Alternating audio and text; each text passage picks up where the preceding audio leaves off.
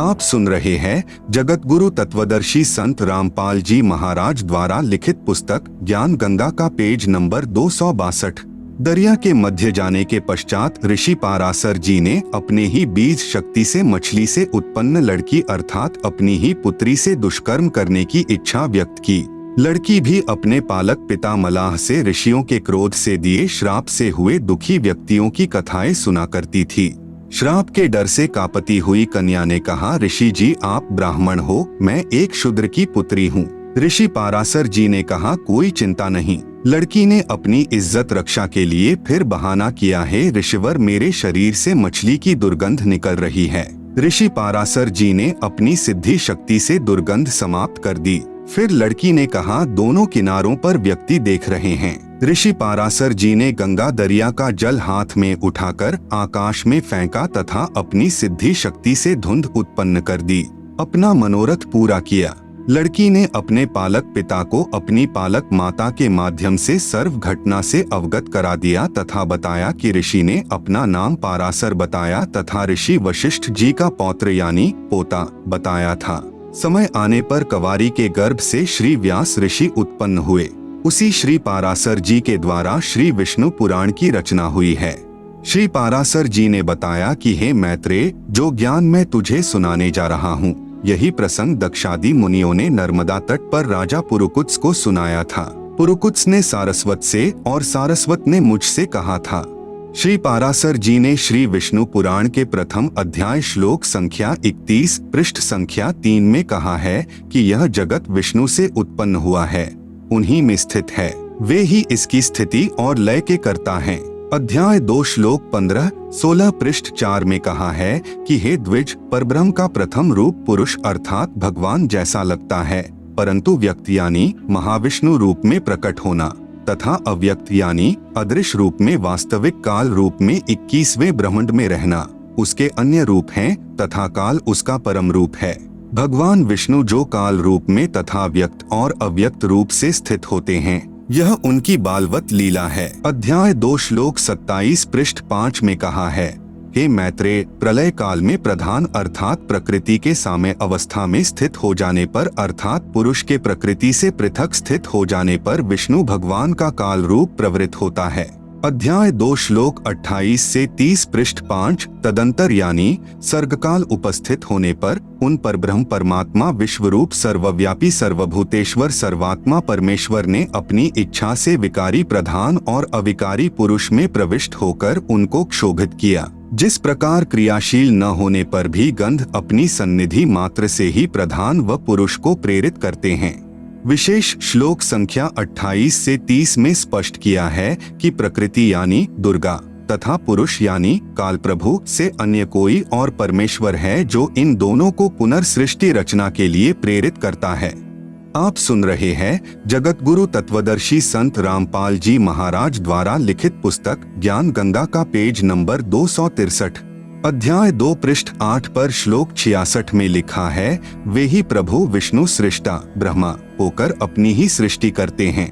श्लोक संख्या 70 में लिखा है, भगवान विष्णु ही ब्रह्मा आदि अवस्थाओं द्वारा रचने वाले हैं, वे ही रचे जाते हैं और स्वयं भी संहरित अर्थात मरते हैं। अध्याय 4 श्लोक 4 पृष्ठ 11 पर लिखा है कि कोई अन्य परमेश्वर है जो ब्रह्मा शिव आदि ईश्वरों के भी ईश्वर हैं। अध्याय 4 श्लोक 14 से 15, 17, 22 पृष्ठ 11, 12 पर लिखा है, पृथ्वी बोली, हे काल स्वरूप आपको नमस्कार हो। हे प्रभु, आप ही जगत की सृष्टि आदि के लिए ब्रह्मा विष्णु और रुद्र रूप धारण करने वाले हैं। आपका जो रूप अवतार रूप में प्रकट होता है उसी की देवगण पूजा करते हैं। आप ही ओंकार हैं। अध्याय 4 श्लोक 50 पृष्ठ 14 पर लिखा है, फिर उन भगवान हरि ने रजोगुण युक्त होकर चतुर्मुखधारी ब्रह्मा रूप धारण कर सृष्टि की रचना की। उपरोक्त विवरण से सिद्ध हुआ कि ऋषि पाराशर जी ने सुना सुनाया ज्ञान अर्थात लोकवेद के आधार पर श्री विष्णु पुराण की रचना की है, क्योंकि वास्तविक ज्ञान पूर्ण परमात्मा ने प्रथम सतयुग में स्वयं प्रकट होकर श्री ब्रह्मा जी को दिया था। श्री ब्रह्मा जी ने कुछ ज्ञान तथा कुछ स्वनिर्मित काल्पनिक ज्ञान अपने वंशजों को बताया। एक दूसरे से सुनते सुनाते ही लोकवेद श्री पाराशर जी को प्राप्त हुआ। श्री पाराशर जी ने विष्णु को काल भी कहा है तथा परब्रह्म भी कहा है। उपरोक्त विवरण से यह भी सिद्ध हुआ कि विष्णु अर्थात ब्रह्म स्वरूप काल अपनी उत्पत्ति ब्रह्मा, विष्णु तथा शिव रूप से करके सृष्टि उत्पन्न करते हैं। ब्रह्म यानी काल की ब्रह्म लोक में 3 रूपों में प्रकट होकर लीला करके छल करता है, वहाँ स्वयं भी मरता है। विशेष जानकारी के लिए कृपया पढ़े प्रलय की जानकारी पुस्तक गहरी नजर गीता में अध्याय 8 श्लोक 17 की व्याख्या में। उसी ब्रह्म लोक में 3 स्थान बनाए हैं। एक रजोगुण प्रधान, उसमें यही काल रूपी ब्रह्म अपना ब्रह्मा रूप धारण करके रहता है तथा अपनी पत्नी दुर्गा को साथ रखकर एक रजोगुण प्रधान पुत्र उत्पन्न करता है, उसका नाम ब्रह्मा रखता है। उसी से एक ब्रह्मांड में उत्पत्ति करवाता है। इसी प्रकार उसी ब्रह्मलोक एक सद्गुण प्रधान स्थान बनाकर स्वयं अपना विष्णु रूप धारण करके रहता है तथा अपनी पत्नी दुर्गा यानी प्रकृति को पत्नी रूप में रखकर एक सद्गुण युक्त पुत्र उत्पन्न करता है, उसका नाम विष्णु रखता है। उस पुत्र से एक ब्रह्मांड में 3 लोकों यानी पृथ्वी, पाताल, स्वर्ग में स्थिति बनाए रखने का कार्य करवाता है। प्रमाण शिव पुराण गीता प्रेस गोरखपुर से प्रकाशित। अनुवाद हनुमान प्रसाद पौद्दार चिमन लाल गोस्वामी रुद्र संहिता अध्याय 6-7 पृष्ठ 102 से 103। ब्रह्मलोक में ही एक तीसरा स्थान तमगुण प्रधान रचकर उसमें स्वयं शिव रूप धारण करके रहता है तथा अपनी पत्नी दुर्गा यानी प्रकृति को साथ रखकर पति पत्नी के व्यवहार से उसी तरह तीसरा पुत्र तमोगुण युक्त उत्पन्न करता है, उसका नाम शंकर यानी शिव रखता है। इस पुत्र से 3 लोक के प्राणियों का संहार करवाता है। विष्णु पुराण में अध्याय 4 तक जो ज्ञान है वह काल रूप ब्रह्म अर्थात ज्योति निरंजन का है। अध्याय 5 से आगे का मिला जुला ज्ञान काल के पुत्र सद्गुण विष्णु की लीलाओं का है तथा उसी के अवतार श्री राम, श्री कृष्ण आदि का ज्ञान है। आप सुन रहे हैं जगत गुरु तत्वदर्शी संत रामपाल जी महाराज द्वारा लिखित पुस्तक ज्ञान गंगा का पेज नंबर 264। विशेष विचार करने की बात है कि श्री विष्णु पुराण का वक्ता श्री पाराशर ऋषि है। यही ज्ञान दक्षादि ऋषियों से पुरुकुत्स ने सुना, पुरुकुत्स से सारस्वत ने सुना तथा सारस्वत से श्री पाराशर ऋषि ने सुना। वह ज्ञान श्री विष्णु पुराण में लिपिबद्ध किया गया जो आज अपने कर कमलों में है। इसमें केवल एक ब्रह्मांड का ज्ञान भी अधूरा है। श्री देवी पुराण, श्री शिव पुराण आदि पुराणों का ज्ञान भी ब्रह्मा जी का दिया हुआ है। श्री पाराशर वाला ज्ञान श्री ब्रह्मा जी द्वारा दिए ज्ञान के समान नहीं हो सकता। इसलिए श्री विष्णु पुराण को समझने के लिए देवी पुराण तथा श्री शिव पुराण का सहयोग लिया जाएगा, क्योंकि यह ज्ञान दक्षादि ऋषियों के पिता श्री ब्रह्मा जी का दिया हुआ है। श्री देवी पुराण तथा श्री शिव पुराण को समझने के लिए श्रीमद् भगवद गीता तथा चारों वेदों का सहयोग लिया जाएगा, क्योंकि यह ज्ञान स्वयं भगवान काल रूपी ब्रह्म द्वारा दिया गया है, जो ब्रह्मा, विष्णु तथा शिव जी का उत्पन्न करता अर्थात पिता है। पवित्र वेदों तथा पवित्र श्रीमद् भगवद गीता जी के ज्ञान को समझने के लिए स्वसम वेद अर्थात सूक्ष्म वेद का सहयोग लेना होगा, जो काल रूपी ब्रह्म के उत्पत्ति करता अर्थात पिता परम अक्षर ब्रह्म यानी कबीरदेव का दिया हुआ है, जो कबीरगीभ्यः यानी कबीरवाणी द्वारा स्वयं सत्पुरुष ने प्रकट होकर बोला था। ऋग्वेद मंडल 9 सूक्त 96 मंत्र 16 से 20 तक प्रमाण है।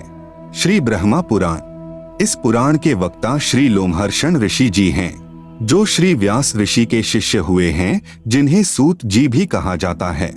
श्री लोमहर्षण जी यानी सूत जी ने बताया कि यह ज्ञान पहले श्री ब्रह्मा जी ने दक्षादि श्रेष्ठ मुनियों को सुनाया था, वही मैं सुनाता हूँ। इस पुराण के सृष्टि के वर्णन नामक अध्याय में पृष्ठ 277 से 279 तक कहा है कि श्री विष्णु जी सर्व विश्व के आधार हैं, जो ब्रह्मा, विष्णु तथा शिव रूप से जगत की उत्पत्ति तथा पालन तथा संहार करते हैं। उस भगवान विष्णु को मेरा नमस्कार है, जो नित्य सत्सत स्वरूप तथा कारणभूत अव्यक्त प्रकृति है, उसी को प्रधान कहते हैं। उसी से पुरुष ने इस विश्व का निर्माण किया है। अमित तेजस्वी ब्रह्मा जी को ही पुरुष समझो। वे समस्त प्राणियों की सृष्टि करने वाले तथा भगवान नारायण के आश्रित हैं। स्वयंभू भगवान नारायण ने जल की सृष्टि की। नारायण से उत्पन्न होने के कारण जल को नार कहा जाने लगा। भगवान ने सर्वप्रथम जल पर विश्राम किया, इसलिए भगवान को नारायण कहा जाता है। भगवान ने जल में अपनी शक्ति छोड़ी, उससे एक सुवर्णमय अंड प्रकट हुआ। उसी में स्वयंभू ब्रह्मा जी की उत्पत्ति हुई, ऐसा सुना जाता है। 1 वर्ष तक अंडे में निवास करके श्री ब्रह्मा जी ने उसके 2 टुकड़े कर दिए। एक से धूलोक बन गया और दूसरे से भूलोक। तत्पश्चात ब्रह्मा जी ने अपने रोष से रुद्र को प्रकट किया। आप सुन रहे हैं जगत गुरु तत्वदर्शी संत रामपाल जी महाराज द्वारा लिखित पुस्तक ज्ञान गंगा का पेज नंबर 265। उपरोक्त ज्ञान ऋषि लोमहर्षण यानी सूत जी का कहा हुआ है, जो सुना सुनाया यानी लोक वेद है, जो पूर्ण नहीं है, क्योंकि वक्ता कह रहा है कि ऐसा सुना है। इसलिए पूर्ण जानकारी के लिए श्री देवी महापुराण, श्री शिव महापुराण, श्रीमद् भगवद गीता तथा चारों वेद और पूर्ण परमात्मा द्वारा तत्व ज्ञान, जो स्वसम वेद अर्थात कबीरवाणी यानी कबीर वाणी कहा जाता है, उसके लिए कृपया पढ़े गहरी नजर गीता में परमेश्वर का सार संदेश, परिभाषा प्रभु की तथा पुस्तक यथार्थ ज्ञान प्रकाश में वास्तविक ज्ञान को स्वयं कलयुग में प्रकट होकर कबीरदेव यानी कबीर परमेश्वर ने अपने खास सेवक श्री धर्मदास साहेब जी बांधवगढ़ वाले को पुनर्ठीक ठीक बताया, जो इसी पुस्तक में सृष्टि रचना में वर्णित है। कृपया वहां पढ़े। श्री पारासर जी ने काल ब्रह्म को परब्रह्म भी कहा है तथा ब्रह्म भी तथा विष्णु भी कहा है तथा इसी को अनादि अर्थात अमर भी कहा है। इस ब्रह्म अर्थात काल का जन्म मृत्यु नहीं होती, इसी से ऋषि की बाल बुद्धि सिद्ध होती है।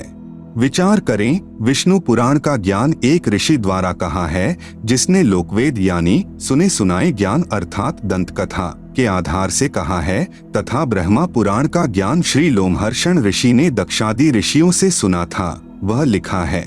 इसलिए उपरोक्त दोनों यानी विष्णु पुराण व ब्रह्मा पुराण को समझने के लिए श्री देवी पुराण तथा श्री शिव पुराण का सहयोग लिया जाएगा, जो स्वयं श्री ब्रह्मा जी ने अपने पुत्र नारद जी को सुनाया, जो श्री व्यास ऋषि के द्वारा ग्रहण हुआ तथा लिखा गया। अन्य पुराणों का ज्ञान श्री ब्रह्मा जी के ज्ञान के समान नहीं हो सकता, इसलिए अन्य पुराणों को समझने के लिए देवी पुराण तथा श्री शिव पुराण का सहयोग लिया जाएगा, क्योंकि यह ज्ञान दक्षादि ऋषियों के पिता श्री ब्रह्मा जी का दिया हुआ है।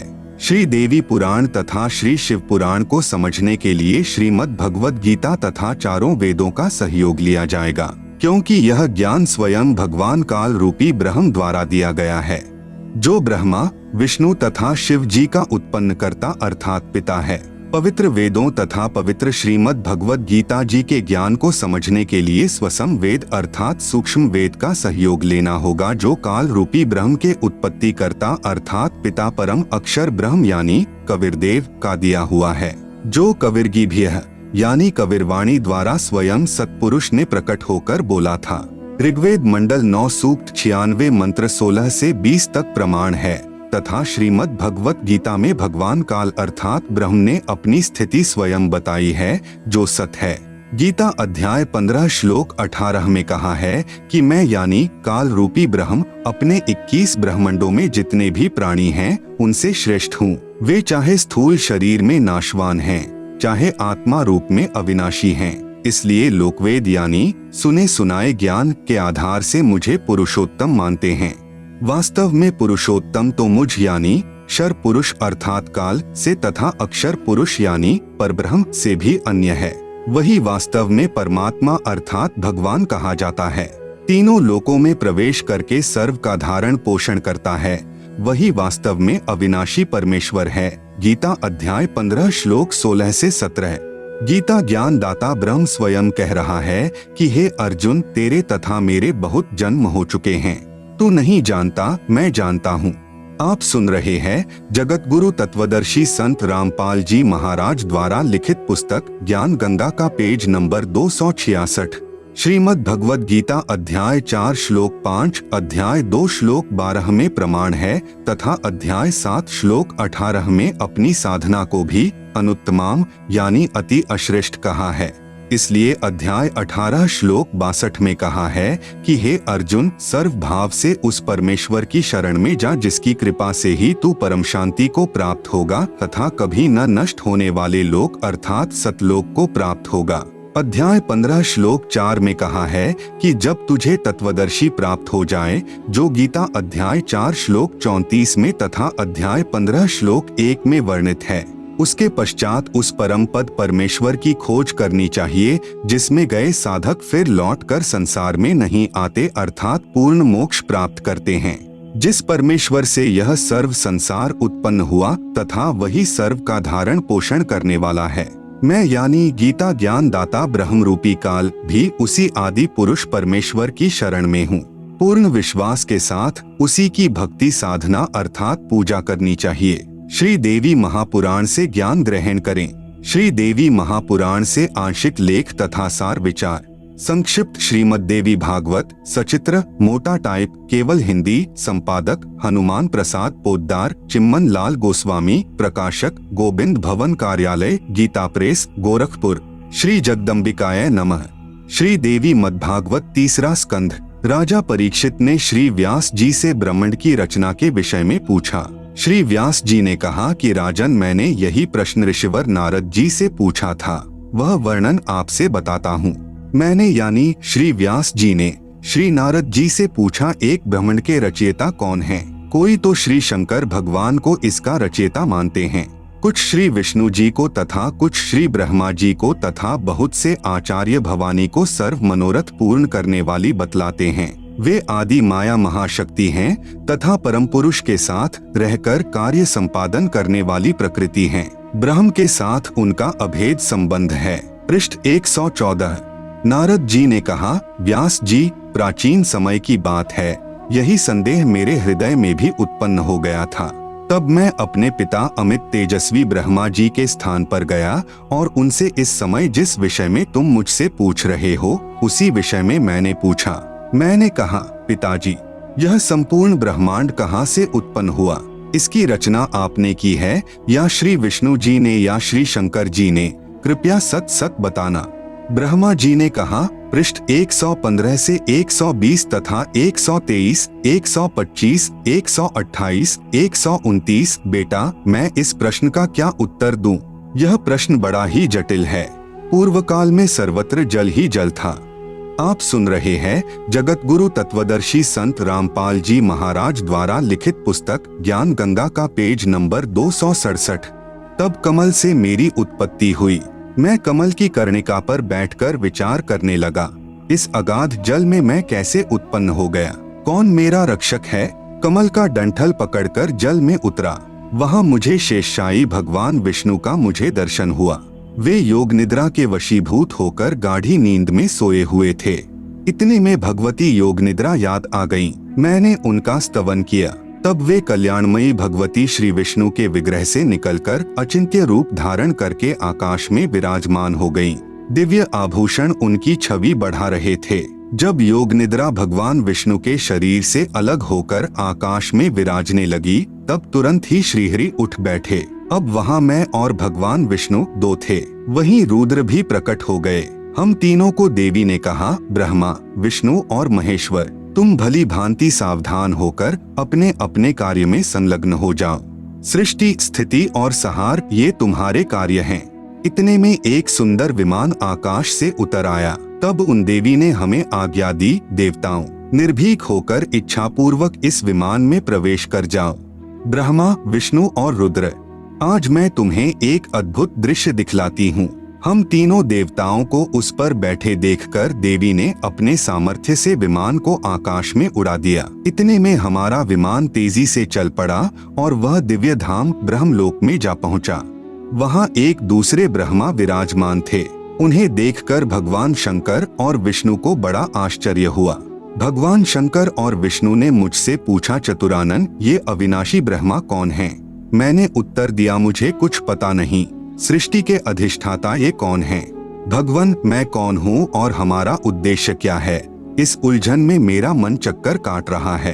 इतने में मन के समान तीव्रगामी वह विमान तुरंत वहाँ से चल पड़ा और कैलाश के सुरमय शिखर पर जा पहुँचा। वहाँ विमान के पहुँचते ही एक भव्य भवन से त्रिनेत्रधारी भगवान शंकर निकले। वे नंदी वृषभ पर बैठे थे। क्षण भर के बाद ही वह विमान उस शिखर से भी पवन के समान तेज चाल से उड़ा और वैकुंठ लोक में पहुंच गया। जहाँ भगवती लक्ष्मी का विलास भवन था। बेटा नारद, वहाँ मैंने जो संपत्ति देखी उसका वर्णन करना मेरे लिए असंभव है। उस उत्तम पुरी को देखकर विष्णु का मन आश्चर्य के समुद्र में गोता खाने लगा। वहाँ कमल लोचन श्रीहरि विराजमान थे, 4 भुजाएं थीं। इतने में ही पवन से बातें करता हुआ वह विमान तुरंत उड़ गया। आगे अमृत के समान मीठे जल वाला समुद्र मिला। वहीं एक मनोहर द्वीप था। उसी द्वीप में एक मंगलमय मनोहर पलंग बिछा था। उस उत्तम पलंग पर एक दिव्य रमणी बैठी थी। हम आपस में कहने लगे, यह सुंदरी कौन है और इसका क्या नाम है? हम इसके विषय में बिल्कुल अनभिज्ञ हैं। नारद, यों संदेहग्रस्त होकर हम लोग वहां रुके रहे।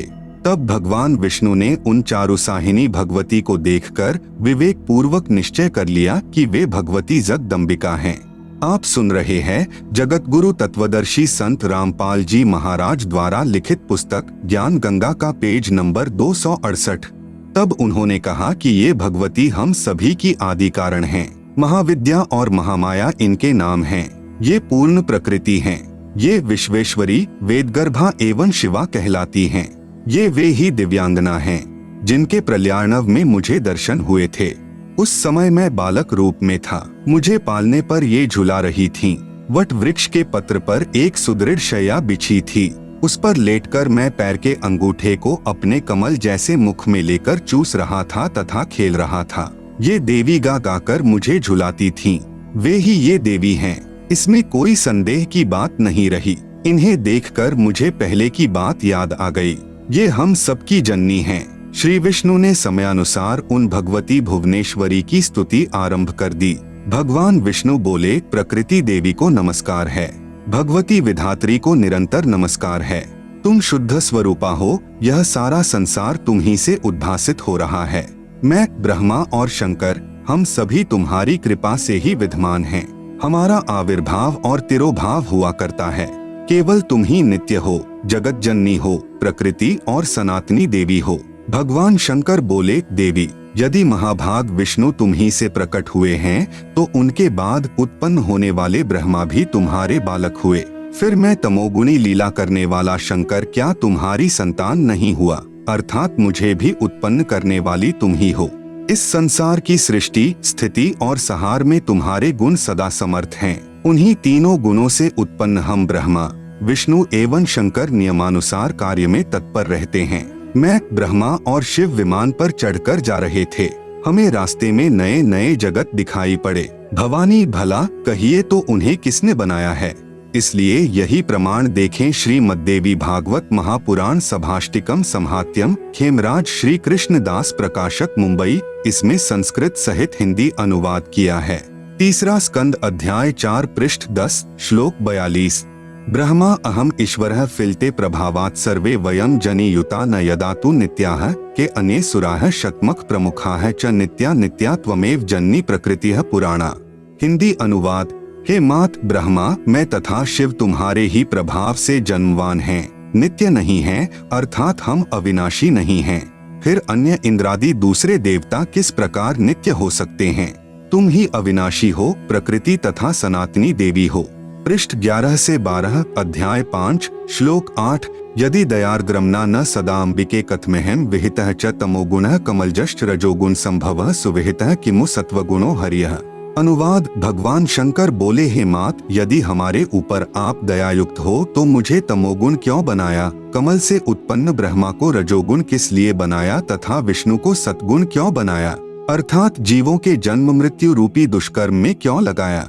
आप सुन रहे हैं जगत गुरु तत्वदर्शी संत रामपाल जी महाराज द्वारा लिखित पुस्तक ज्ञान गंगा का पेज नंबर 269 श्लोक 12। रमे से स्वप्तिम पुरुषम सदा तव गतिम न ही वह विद्म शिवे। हिंदी। अपने पति पुरुष अर्थात काल भगवान के साथ सदा भोग विलास करती रहती हो, आपकी गति कोई नहीं जानता। ब्रह्मा जी कहते हैं, मैं भी महामाया जगदम्बिका के चरणों पर गिर पड़ा और मैंने उनसे कहा, माता, वेद कहते हैं एकमेवाद्वितीयम ब्रह्म है, तो क्या वह आत्मस्वरूपा तुम ही हो अथवा वह कोई और ही पुरुष है? देवी ने कहा, मैं और ब्रह्म एक ही हैं। मुझ में और इन ब्रह्म में कभी किंचित मात्र भी भेद नहीं है। गौरी, ब्राह्मी, रौद्री, वाराही, वैष्णवी, शिवा, वारुणी, कौबेरी, नारसिंही और वासवी सभी मेरे रूप हैं। ब्रह्मा जी, इस शक्ति को तुम अपनी स्त्री बनाओ। महासरस्वती नाम से विख्यात यह सुंदरी अब सदा तुम्हारी स्त्री होकर रहेगी। भगवती जगदम्बा ने भगवान विष्णु से कहा, विष्णु, मन को मुग्ध करने वाली इस महालक्ष्मी को लेकर अब तुम भी पधारो। यह सदा तुम्हारे वक्ष स्थल में विराजमान रहेगी। देवी ने कहा, शंकर, मन को मुग्ध करने वाली यह महाकाली गौरी नाम से विख्यात है। तुम इसे पत्नी रूप से स्वीकार करो। अब मेरा कार्य सिद्ध करने के लिए विमान पर बैठकर तुम लोग शीघ्र पधारो। कोई कठिन कार्य उपस्थित होने पर जब तुम मुझे स्मरण करोगे तब मैं सामने आ जाऊंगी। देवताओं, मेरा तथा सनातन परमात्मा का ध्यान तुम्हें सदा करते रहना चाहिए। हम दोनों का स्मरण करते रहोगे तो तुम्हारे कार्य सिद्ध होने में किंचित मात्र भी संदेह नहीं रहेगा।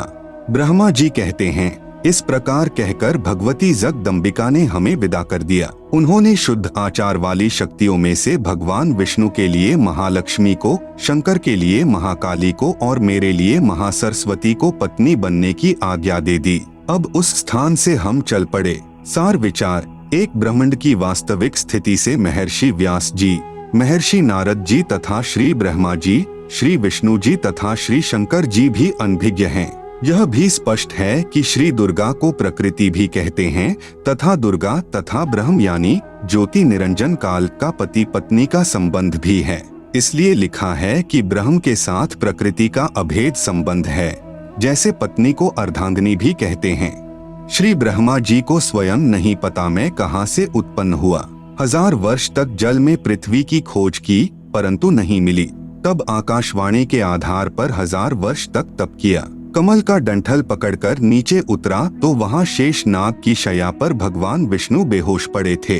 श्री विष्णु के शरीर में से एक देवी निकली, प्रेतनी की तरह, जो सुंदर आभूषण पहने आकाश में विराजमान हो गई।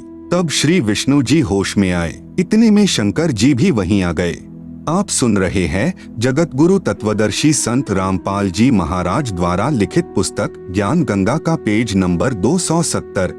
उपरोक्त विवरण से सिद्ध है कि तीनों भगवान बेहोश कर रखे थे, फिर सचेत किए। आकाश से विमान आया। देवी ने तीनों प्रभुओं को विमान में बैठने का आदेश दिया। विमान को आकाश में उड़ाया। ऊपर एक ब्रह्मा, एक शिव तथा एक विष्णु और देखा जो ब्रह्मलोक में थे। विचार करें, ब्रह्मलोक में दूसरे ब्रह्मा, विष्णु तथा शिव दिखाई दिए थे। यह ज्योति निरंजन यानी ब्रह्म की ही कलाबाजी है। वही अन्य 3 रूप धारण करके ब्रह्मलोक में 3 गुप्त स्थान यानी एक रजोगुण प्रधान क्षेत्र, एक सतोगुण प्रधान क्षेत्र, एक तमोगुण प्रधान क्षेत्र बनाकर रहता है तथा प्रकृति यानी दुर्गा अष्टंगी को अपनी पत्नी रूप में रखता है। जब ये दोनों रजोगुण प्रधान क्षेत्र में होते हैं तब यह महाब्रह्मा तथा दुर्गा महासावित्री कहलाते हैं। इन दोनों के संयोग से जो पुत्र इस रजोगुण प्रधान क्षेत्र में उत्पन्न होता है वह रजोगुण प्रधान होता है। उसका नाम ब्रह्मा रख देते हैं तथा जवान होने तक अचेत करके परवरिश करते रहते हैं। फिर कमल के फूल पर रखकर सचेत कर देते हैं। जब ये दोनों महाविष्णु तथा महालक्ष्मी रूप में काल ब्रह्म तथा दुर्गा सतोगुण प्रधान क्षेत्र में रहते हैं तब दोनों के पति पत्नी व्यवहार से जो पुत्र उत्पन्न होता है वह सतोगुण प्रधान होता है। उसका नाम विष्णु रख देते हैं। कुछ दिन के पश्चात बालक को अचेत करके जवान होने तक परवरिश करते रहते हैं। फिर शेष नाग की शैया पर सुला देते हैं, फिर सचेत कर देते हैं। इसी प्रकार जब ये दोनों तमोगुण प्रधान क्षेत्र में रहते हैं तब शिवा अर्थात दुर्गा तथा महाशिव अर्थात सदाशिव के पति पत्नी व्यवहार से जो पुत्र इस क्षेत्र में उत्पन्न होता है वह तमोगुण प्रधान होता है। इसका नाम शिव रख देते हैं। इसे भी जवान होने तक अचेत रखते हैं, फिर जवान होने पर सचेत करते हैं। फिर तीनों को इकट्ठा करके विमान में बैठाकर ऊपर के लोकों का दृश्य दिखाते हैं। कहीं ये अपने आप को सर्वेस्वा न मान बैठें। गुण प्रधान क्षेत्र को समझने के लिए एक उदाहरण है। किसी मकान में 3 कमरे हैं। एक कमरे में देशभक्त शहीदों के चित्र लगे हों। जब व्यक्ति उस कमरे में जाता है तो उसके विचार भी देशभक्तों जैसे हो जाते हैं। दूसरे कमरे में साधु संतों, ऋषियों आदि के चित्र लगे हों। उस कमरे में प्रवेश करते ही मन शांत तथा प्रभु भक्ति की तरफ लग जाता है। तीसरे कमरे में अश्लील अर्धनग्न स्त्री पुरुषों के चित्र लगे हो तो मन में स्वतः बकवास घर करने लग जाती हैं। इसी प्रकार ऊपर ब्रह्म लोक में काल रूपी ब्रह्म ने 3 स्थान एक एक गुण प्रधान बनाया है। तीनों प्रभु यानी रजगुण ब्रह्मा जी, सतगुण विष्णु जी तथा तमगुण शिव जी अपने गुणों का प्रभाव कैसे डालते हैं। उदाहरण जैसे रसोई घर में मिर्चों का छोंक सब्जी में लगाया, मिर्च के गुण से सभी कमरों के व्यक्तियों को छींके आने लगी। जैसे साकार वस्तु मिर्च तो रसोई में थी, परंतु उसकी निराकार शक्ति अर्थात गुण ने दूर बैठे व्यक्तियों को भी प्रभावित कर दिया। ठीक इसी प्रकार तीनों प्रभु यानी श्री ब्रह्मा जी रजगुण, श्री विष्णु जी सतगुण तथा श्री शिव जी तमगुण अपने अपने लोक में रहते हुए 3 लोक पृथ्वी लोक, पाताल लोक तथा स्वर्ग लोक के प्राणियों को प्रभावित रखते हैं। आप सुन रहे हैं जगत गुरु तत्वदर्शी संत रामपाल जी महाराज द्वारा लिखित पुस्तक ज्ञान गंगा का पेज नंबर 271। जैसे मोबाइल फोन की रेंज से फोन कार्य करता है, इस प्रकार अदृश्य शक्ति रूपी गुणों से तीनों देवता अपने पिता काल की सृष्टि उसके आहार के लिए चला रहे हैं। दुर्गा का अपना अलग लोक भी है जिसमें यह अपने वास्तविक रूप में दर्शन देती है। फिर इनका विमान दुर्गा के द्वीप में पहुंचा। तब ज्योति निरंजन अर्थात काल रूपी ब्रह्म ने विष्णु जी को बचपन की याद प्रदान कर दी। तब श्री विष्णु जी ने बताया कि यह दुर्गा अपनी तीनों की माता है। मैं बालक रूप में पालने में लेटा था, यह मुझे लोरी देकर झुला रही थी। तब श्री विष्णु जी ने कहा कि हे दुर्गा, आप हमारी माता हो। मैं यानी विष्णु, ब्रह्मा तथा शंकर तो जन्मवान हैं। हमारा तो आविर्भाव अर्थात जन्म तथा तिरोभाव अर्थात मृत्यु होती है। हम अविनाशी नहीं हैं, आप प्रकृति देवी हो। यह बात श्री शंकर जी ने भी स्वीकार की तथा कहा कि मैं तमोगुणी लीला करने वाला शंकर भी आपका ही पुत्र हूँ। श्री विष्णु जी तथा श्री ब्रह्मा जी भी आपसे ही उत्पन्न हुए हैं। फिर इन तीनों देवताओं की शादी दुर्गा ने की। प्रकृति देवी यानी दुर्गा ने अपनी शब्द शक्ति से अपने ही अन्य 3 रूप धारण किए। श्री ब्रह्मा जी की शादी सावित्री से, श्री विष्णु जी की शादी लक्ष्मी से तथा श्री शिव जी की शादी उमा अर्थात काली से करके विमान में बैठाकर इनके अलग अलग द्वीपों यानी लोकों में भेज दिया। ज्योति निरंजन यानी काल ब्रह्म ने अपने श्वासों द्वारा समुद्र में 4 वेद छुपा दिए। फिर प्रथम सागर मंथन के समय ऊपर प्रकट कर दिए। ज्योति निरंजन यानी काल के आदेश से दुर्गा ने 4 वेद श्री ब्रह्मा जी को दिए। ब्रह्मा ने दुर्गा यानी अपनी माता से पूछा कि वेदों में जो ब्रह्म यानी प्रभु कहाँ है, वे आप ही हो या कोई अन्य पुरुष है। दुर्गा ने काल के डर से वास्तविकता छुपाने की चेष्टा करते हुए कहा कि मैं तथा ब्रह्म एक ही हैं, कोई भेद नहीं। फिर भी वास्तविकता नहीं छुपी। दुर्गा ने फिर कहा कि तुम तीनों मेरा तथा ब्रह्म का सदा स्मरण करते रहना। हम दोनों का स्मरण करते रहने से यदि कोई कठिन कार्य होगा तो मैं तुरंत सामने आ जाऊंगी। विशेष क्योंकि काल ने दुर्गा से कह रखा है कि मेरा भेद किसी को नहीं कहना है। इस डर से दुर्गा सर्व जगत को वास्तविकता से अपरिचित रखती है। ये अपने पुत्रों को भी धोखे में रखते हैं। इसका कारण है कि काल को श्राप लगा है 1 लाख मानव शरीरधारी प्राणियों का आहार नित्य करने का, इसलिए अपने तीनों पुत्रों से अपना आहार तैयार करवाता है। श्री ब्रह्मा जी के रसगुण से प्रभावित करके सर्व प्राणियों से संतान उत्पत्ति करवाता है। श्री विष्णु जी के सतोगुण से एक दूसरे में मोह उत्पन्न करके स्थिति अर्थात काल जाल में रोके रखता है तथा श्री शंकर जी के तमोगुण से सहार करवाकर अपना आहार तैयार करवाता है। फिर तीनों प्रभुओं को भी मार कर खाता है तथा नए पुण्यकर्मी प्राणियों में से 3 पुत्र उत्पन्न करके अपना कार्य जारी रखता है तथा पूर्व वाले तीनों ब्रह्मा विष्णु तथा शिव 84 लाख योनियों तथा स्वर्ग नरक में कर्म आधार से चक्र लगाते रहते हैं। यही प्रमाण शिव महापुराण रुद्र संहिता प्रथम सृष्टि खंड अध्याय 6, 7 तथा 8, 9 में भी है।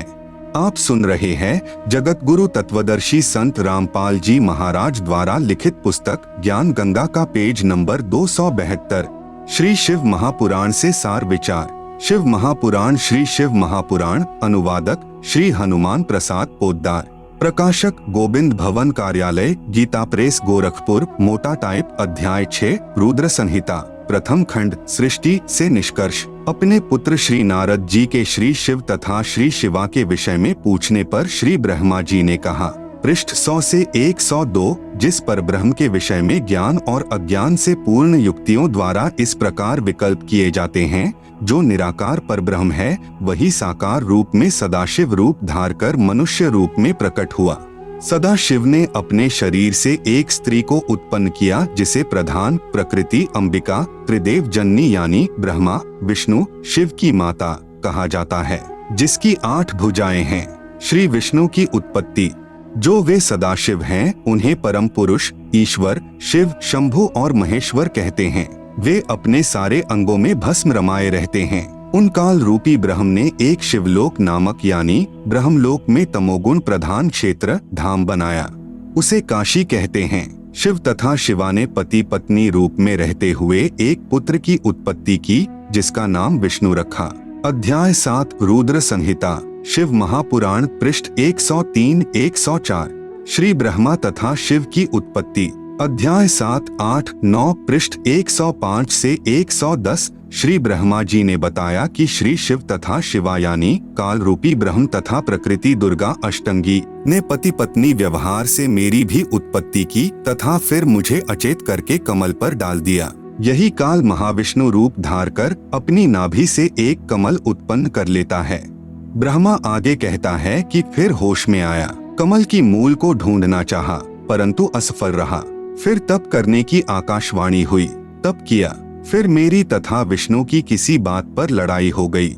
विवरण इसी पुस्तक के पृष्ठ 260 पर। तब हमारे बीच में एक तेजोमय लिंग प्रकट हो गया तथा ओम ओम का नाद प्रकट हुआ तथा उस लिंग पर अ उ म तीनों अक्षर भी लिखे थे। फिर रुद्र रूप धारण करके सदाशिव 5 मुख वाले मानव रूप में प्रकट हुए। उनके साथ शिवा यानी दुर्गा भी थी। फिर शंकर को अचानक प्रकट किया, क्योंकि यह पहले अचेत था। फिर सचेत करके तीनों को इकट्ठे कर दिया तथा कहा कि तुम तीनों सृष्टि स्थिति तथा संहार का कार्य संभालो।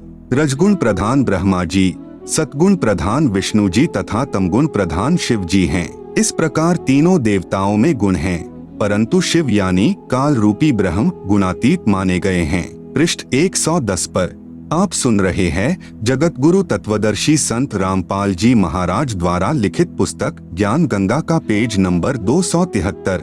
सार विचार, उपरोक्त विवरण से स्पष्ट है कि काल रूपी ब्रह्म अर्थात सदाशिव तथा प्रकृति यानी दुर्गा श्री ब्रह्मा श्री विष्णु तथा श्री शिव के माता पिता हैं। दुर्गा इसे प्रकृति तथा प्रधान भी कहते हैं। इसकी 8 भुजाएं हैं। यह सदाशिव अर्थात ज्योति निरंजन काल के शरीर अर्थात पेट से निकली है। ब्रह्म अर्थात काल तथा प्रकृति यानी दुर्गा सर्व प्राणियों को भ्रमित रखते हैं, अपने पुत्रों को भी वास्तविकता नहीं बताते। कारण है कि कहीं काल यानी ब्रह्म के 21 ब्रह्मांड के प्राणियों को पता लग जाए कि हमें तप्तशिला पर भून कर काल यानी ब्रह्म ज्योति निरंजन खाता है, इसीलिए जन्म मृत्यु तथा अन्य दुखदायी योनियों में पीड़ित करता है तथा अपने तीनों पुत्रों रजगुण ब्रह्मा जी, सतगुण विष्णु जी, तमगुण शिव जी से उत्पत्ति स्थिति पालन तथा संहार करवाकर अपना आहार तैयार करवाता है। क्योंकि काल को 1 लाख मानव शरीरधारी प्राणियों का आहार करने का श्राप लगा है। कृपया श्रीमद् भगवत गीता जी में भी देखें काल यानी ब्रह्म तथा प्रकृति यानी दुर्गा के पति पत्नी कर्म से रजगुण ब्रह्मा, सतगुण विष्णु तथा तमगुण शिव की उत्पत्ति। तीनों गुण क्या हैं? प्रमाण सहित तीनों गुण रजगुण ब्रह्मा जी, सतगुण विष्णु जी, तमगुण शिव जी हैं। ब्रह्म यानी काल तथा प्रकृति यानी दुर्गा से उत्पन्न हुए हैं तथा तीनों नाशवान हैं। प्रमाण गीता प्रेस गोरखपुर से प्रकाशित श्री शिव महापुराण, जिसके संपादक हैं श्री हनुमान प्रसाद पोद्दार, पृष्ठ संख्या 110, अध्याय 9 रुद्र संहिता। इस प्रकार ब्रह्मा विष्णु तथा शिव तीनों देवताओं में गुण हैं, परंतु शिव यानी ब्रह्म काल गुणातीत कहा गया है। दूसरा प्रमाण गीता प्रेस गोरखपुर से प्रकाशित श्रीमद् देवी भागवत पुराण, जिसके संपादक हैं श्री हनुमान प्रसाद पोद्दार चिमन लाल गोस्वामी, तीसरा स्कंद अध्याय 5 पृष्ठ 123। भगवान विष्णु ने दुर्गा की स्तुति की, कहा कि मैं यानी विष्णु ब्रह्मा तथा शंकर तुम्हारी कृपा से विद्यमान हैं। हमारा तो आविर्भाव यानी जन्म तथा तिरोभाव यानी मृत्यु होती है। हम नित्य यानी अविनाशी नहीं हैं। तुम ही नित्य हो, जगत जननी हो, प्रकृति और सनातनी देवी हो।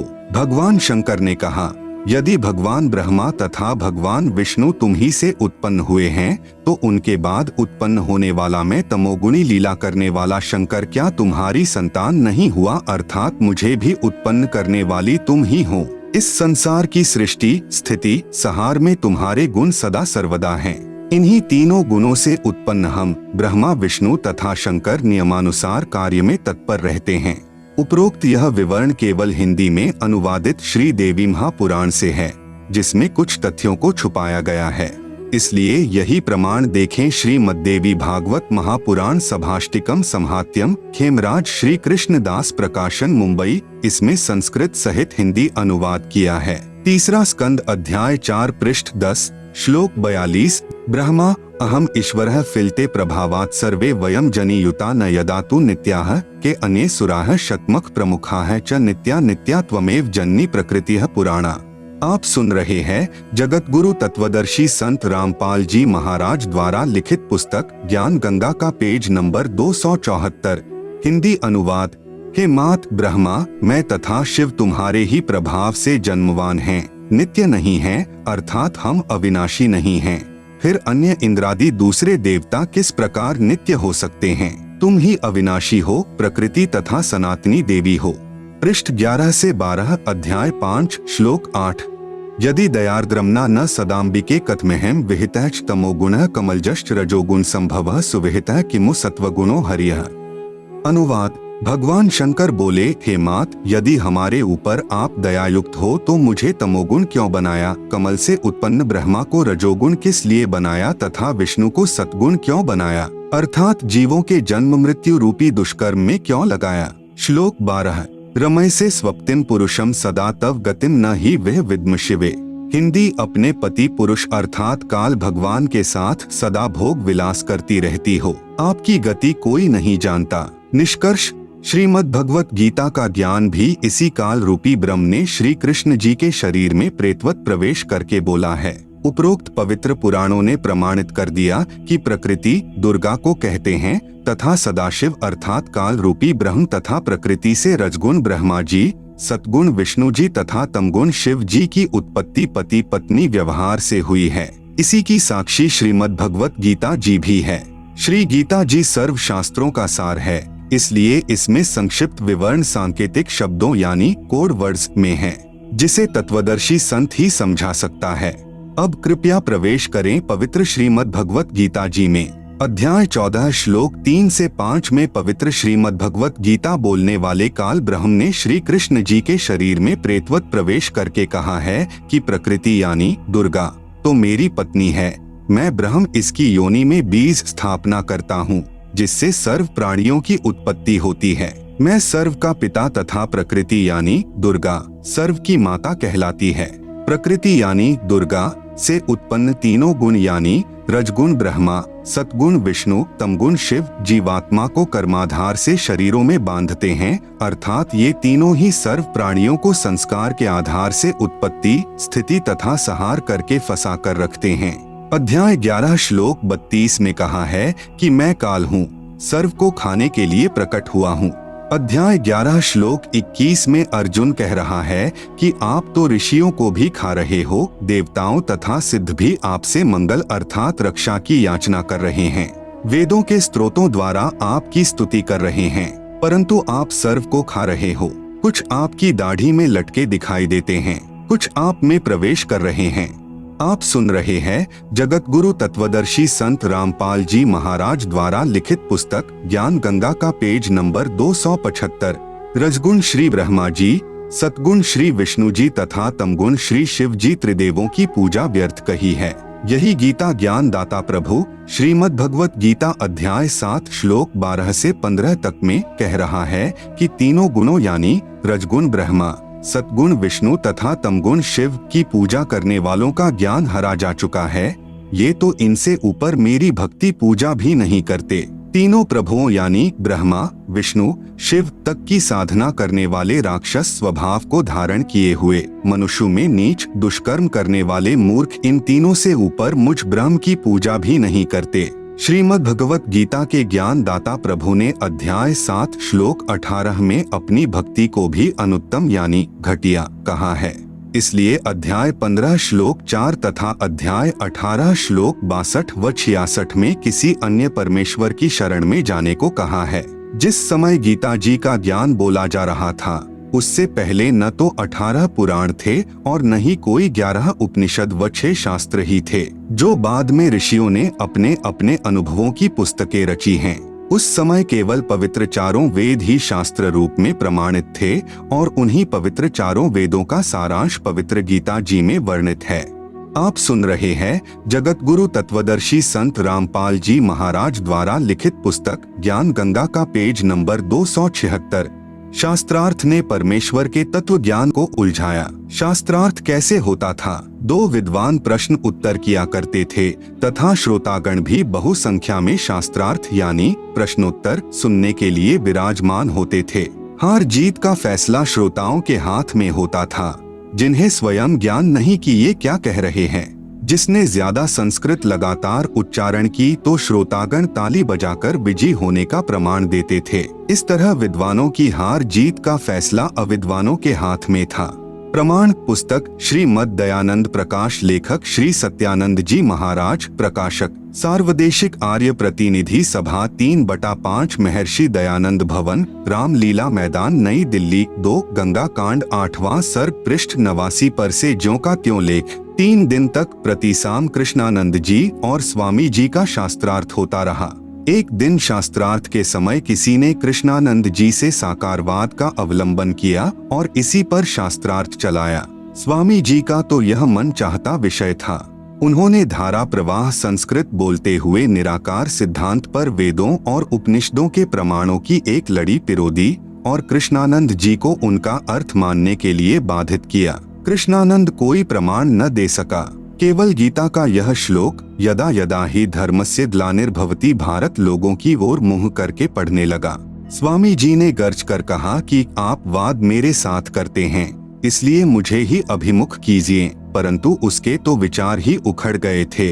वह चौकड़ी ही भूल चुका था। मुख में झाग आ गए, गले में घिघी बंध गई, चेहरा फीका पड़ गया, किसी प्रकार लाज रह जाए। इससे उसने तर्क शास्त्र की शरण लेकर स्वामी जी को कहा कि अच्छा, लक्षण का लक्षण बताइए। स्वामी जी ने उत्तर दिया कि जैसे कारण का कारण नहीं वैसे ही लक्षण का लक्षण भी नहीं है। लोगों ने अपनी हंसी से कृष्णानंद की हार प्रकाशित कर दी और वह घबराकर वहां से चलता बना। उपरोक्त लेख में स्पष्ट है कि विद्वानों की हार जीत का निर्णय अविद्वान करते थे। स्वामी दयानंद जी ने लगातार संस्कृत बोल दी, श्रोताओं ने हंसी कर दी तथा महर्षि दयानंद जी को विजेता घोषित कर दिया तथा परमात्मा निराकार मान लिया। जबकि यजुर्वेद अध्याय 1 मंत्र 15 तथा यजुर्वेद अध्याय 5 मंत्र 1 में स्पष्ट है कि परमात्मा सशरीर है तथा साकार है। स्वामी दयानंद जी संस्कृत भाषा में प्रवचन करते थे का प्रमाण सत्यार्थ प्रकाश की भूमिका पृष्ठ 8 पर स्वामी दयानंद जी ने कहा है कि पहली बार सत्यार्थ प्रकाश छपा था। उस समय मुझे हिंदी अच्छी तरह नहीं आती थी, क्योंकि बचपन से सन 1882 यानी संवत 1939 तक संस्कृत में भाषण करता रहा। इससे सिद्ध हुआ कि स्वामी दयानंद जी संस्कृत भाषा में शास्त्रार्थ करते थे। संवत 1939 यानी सन 1882 में सत्यार्थ प्रकाश को दोबारा छपवाने के 1 वर्ष पश्चात सन 1883 में स्वामी जी का निधन हो गया। आप सुन रहे हैं जगत गुरु तत्वदर्शी संत रामपाल जी महाराज द्वारा लिखित पुस्तक ज्ञान गंगा का पेज नंबर 277। स्पष्ट हुआ कि निधन के 1 वर्ष पूर्व ही स्वामी दयानंद जी ने हिंदी भाषा को जाना। इससे पूर्व संस्कृत में प्रवचन यानी व्याख्यान करते थे। श्रोतागण संस्कृत से अपरिचित होते थे और वे ही विद्वानों की हार जीत का फैसला करते थे। अब यह दासों का भी दास यानी रामपाल दास चाहता है कि सर्व पवित्र धर्मों की प्रभु चाहने वाली पुण्यात्माएं तत्व ज्ञान से परिचित हो जाएं। तब स्वयं लाल व लालडी की परख यानी पहचान कर लिया करेंगे। कथा, एक सेठ के 2 पुत्र थे, एक 16 वर्ष का, दूसरा 18 वर्ष का। पिताजी का देहांत हो गया। बच्चों की माताजी ने एक कपड़े में लिपटे लाल अपने बच्चों के हाथ में रखे तथा कहा, पुत्रों यह लाल ले जाओ तथा अपने ताऊ जी यानी पिताजी के बड़े भाई को कहना कि हमारे पास पैसे नहीं हैं। यह लाल अपने पास रख लो तथा व्यापार में हमारा हिस्सा कर लो। हम अकेले बालक व्यापार नहीं कर सकते। दोनों बच्चे माताजी के दिए हुए लालों को लेकर अपने ताऊ जी के पास गए तथा जो माताजी ने कहा था प्रार्थना की। उस सेठ यानी ताऊ जी ने लालों को देखा तथा बच्चों की प्रार्थना स्वीकार करके कहा, पुत्र इन लालों को अपनी माताजी को दे आओ, संभाल कर रख लेगी। आप मेरे साथ दूसरे शहर में चलो, मुझे बहुत उधार माल मिल जाता है, वापस आकर इन लालों को प्रयोग कर लेंगे। दोनों बालक ताऊ जी के साथ दूसरे शहर में गए। एक दिन ताऊ जी ने एक लाल बच्चों को दिया तथा कहा, पुत्रों यह लाल है, इसे उस सेठ को देकर आना जिससे कल 50,000 का माल उधार लिया था तथा कहना कि यह लाल रख लो, हम वापस आकर आपका ऋण चुका देंगे तथा अपना लाल वापस ले लेंगे। दोनों बच्चों ने सेठ को उपरोक्त विवरण कहा। तब सेठ ने एक जौहरी बुलाया। जौहरी ने लाल को परख कर बताया कि यह लाल नहीं है, यह तो लालडी है जो 100 रुपए की भी नहीं है। लाल की कीमत तो 9 लाख रुपए होती है। सेठ ने भली बुरी कहते हुए उस लालडी को गली में दे मारा। बच्चे उस लालडी को उठाकर अपने ताऊ जी यानी अंकल के पास आए। आंखों में आंसू भरे हुए सर्व वृतांत सुनाया कि एक व्यक्ति ने बताया कि यह लाल नहीं है, यह तो लालडी है। ताऊ जी यानी अंकल ने कहा, पुत्र वह जौहरी था, वह सही कह रहा था, यह तो वास्तव में लालडी है, इसकी कीमत तो 100 रुपया भी नहीं है। पुत्रों मेरे से धोखा हुआ है, लाल तो यह है, गलती से मैंने ही आपको लालडी दे दी। अब जाओ तथा सेठ से कहना मेरे ताऊ जी यानी अंकल जी धोखेबाज नहीं हैं, लाल के धोखे में लालडी दे दी। दोनों भाई फिर गए उसी व्यापारी के पास तथा कहा कि मेरे ताऊ जी ऐसे धोखेबाज व्यक्ति नहीं हैं, सेठ जी गलती से लाल के स्थान पर लालडी दे दी थी, यह लो लाल। जौहरी ने बताया कि वास्तव में यह लाल है, वह लालडी थी। सामान लेकर वापस अपने शहर लौट आए। तब ताऊ यानी अंकल जी ने कहा, पुत्रों अपनी माताजी से लाल ले आओ, उधार ज्यादा हो गई है। आप सुन रहे हैं जगत गुरु तत्वदर्शी संत रामपाल जी महाराज द्वारा लिखित पुस्तक ज्ञान गंगा का पेज नंबर 278। दोनों बच्चों ने अपनी माताजी से लाल लेकर कपड़े में से निकाल कर देखा तो वे लालडी थी, लाल एक भी नहीं था। ताऊ जी ने बच्चों को लाल तथा लालडी की पहचान करवा दी थी। दोनों पुत्रों ने अपनी माताजी से कहा कि माताजी यह तो लालडी है, लाल नहीं है। दोनों बच्चे वापस ताऊ जी के पास आए तथा कहा कि मेरी माँ बहुत भोली है, उसे लाल व लालडी का ज्ञान नहीं है, वे लाल नहीं हैं, लालडी हैं। सेठ ने कहा, पुत्रों ये उस दिन भी लालडी ही थी जिस दिन मेरे पास लेकर आए थे। यदि मैं लालडी कह देता तो आपकी माताजी कहती कि मेरा पति नहीं रहा, इसलिए अब मेरे लालों को भी लालडी बता रहा है।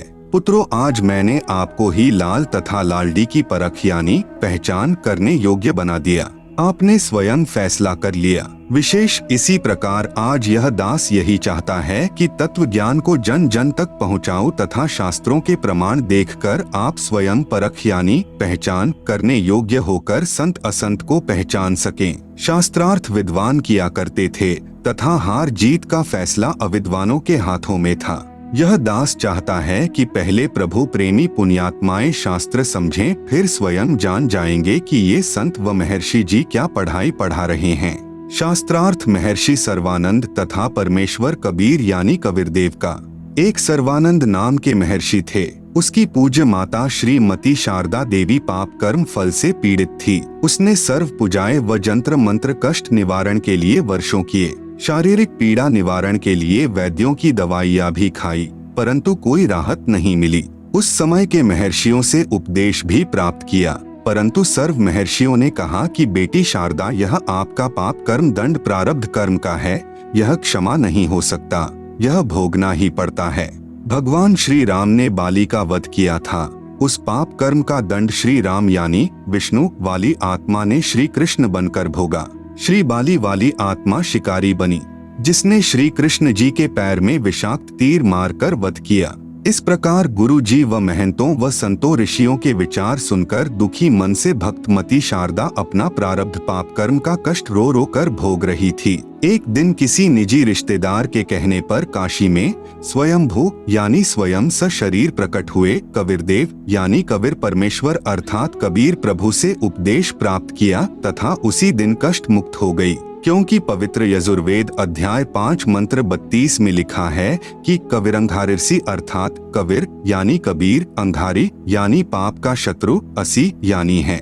फिर इसी पवित्र यजुर्वेद अध्याय 8 मंत्र 13 में लिखा है कि परमात्मा एनसः यानी अधर्म के अधर्म अर्थात पापों के भी पाप, घोर पाप को भी समाप्त कर देता है। प्रभु कबीरदेव यानी कबीर परमेश्वर ने कहा, बेटी शारदा, यह सुख आपके भाग्य में नहीं था, मैंने अपने कोष से प्रदान किया है तथा पाप विनाशक होने का प्रमाण दिया है। आप सुन रहे हैं जगत गुरु तत्वदर्शी संत रामपाल जी महाराज द्वारा लिखित पुस्तक ज्ञान गंगा का पेज नंबर 279। आपका पुत्र महर्षि सर्वानंद जी कहा करता है कि प्रभु पाप क्षमा यानी विनाश नहीं कर सकता तथा आप मेरे से उपदेश प्राप्त करके आत्म कल्याण करो। भक्तमती शारदा जी ने स्वयं आए परमेश्वर कबीर प्रभु यानी कबीरदेव से उपदेश लेकर अपना कल्याण करवाया। महर्षि सर्वानंद जी को जो भक्तमती शारदा का पुत्र था, शास्त्रार्थ का बहुत चाव था। उसने अपने समकालीन सर्व विद्वानों को शास्त्रार्थ करके पराजित कर दिया। फिर सोचा कि जन जन को कहना पड़ता है कि मैंने सर्व विद्वानों पर विजय प्राप्त कर ली है, क्यों न अपनी माता जी से अपना नाम सर्वाजीत रखवा लूं। यह सोचकर अपनी माता श्रीमती शारदा जी के पास जाकर प्रार्थना की। कहा कि माता जी मेरा नाम बदलकर सर्वाजीत रख दो। माता ने कहा कि बेटा सर्वानंद क्या बुरा नाम है। महर्षि सर्वानंद जी ने कहा, माता जी मैंने सर्व विद्वानों को शास्त्रार्थ में पराजित कर दिया है, इसलिए मेरा नाम सर्वाजीत रख दो। माता जी ने कहा कि बेटा एक विद्वान मेरे गुरु महाराज कबीरदेव यानी कबीर प्रभु को भी पराजित कर दे, फिर अपने पुत्र का नाम आते ही सर्वाजीत रख दूंगी। माता के ये वचन सुनकर श्री सर्वानंद पहले तो हंसा, फिर कहा, माता जी आप भी भोली हो। वह जुलाहा यानी धानक कबीर तो अशिक्षित है, उसको क्या पराजित करना, अभी गया अभी आया। महर्षि सर्वानंद जी सर्व शास्त्रों को एक बैल पर रखकर कबीरदेव यानी कबीर परमेश्वर की झोंपड़ी के सामने गया। परमेश्वर कबीर जी की धर्म की बेटी कमाली पहले कुएं पर मिली, फिर द्वार पर आकर कहा, आओ महर्षि जी, यही है परमपिता कबीर का घर। श्री सर्वानंद जी ने लड़की कमाली से अपना लोटा पानी से इतना भरवाया कि यदि जरा सा जल और डाले तो बाहर निकल जाए तथा कहा कि बेटी यह लोटा धीरे धीरे ले जाकर कबीर को दे तथा जो उत्तर वह देवे वह मुझे बताना। लड़की कमाली द्वारा लाए लोटे में परमेश्वर कबीर यानी कबीरदेव जी ने एक कपड़े सीने वाली बड़ी सुई डाल दी। कुछ जल लोटे से बाहर निकलकर पृथ्वी पर गिर गया तथा कहा, पुत्री यह लोटा श्री सर्वानंद जी को लौटा दो। लोटा वापस लेकर आई लड़की कमाली से सर्वानंद जी ने पूछा कि क्या उत्तर दिया कबीर ने।